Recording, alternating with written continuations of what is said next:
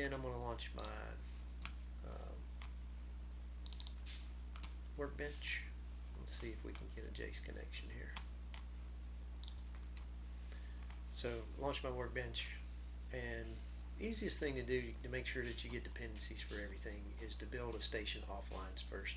Even if you don't add any of your devices or your histories and all that in your points, that's fine, but I would at least build it a platform to start with, or use a template.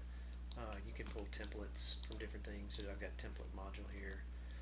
You can see different things, and you can download the ASI template module too, which is just a jar file, no big deal. Let's see, I don't think I have a station in here yet, but I'll put one on it.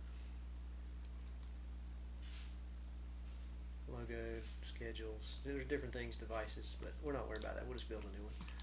So we'll go up here and go to Tools, New Station, and you can name it whatever, say ASIC template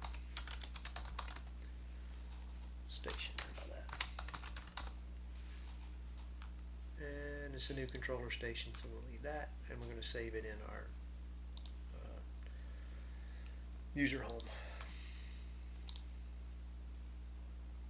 Oh, sorry, I got to set. You have to set an admin password too. So we'll say capital ASIC at 12345, capital ASIC at 12345, and then finish. And so here's our station. You notice just blank. It's got an diagram, nothing much to it.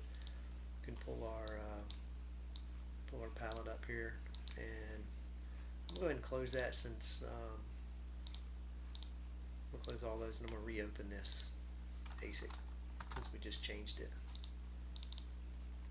And you see ASI network in here, so I'm just going to drag out an ASI network on the drivers. Click OK, and that's it for now. We should be good with that. So I'm going to save my bog, and then I'm going to minimize all this,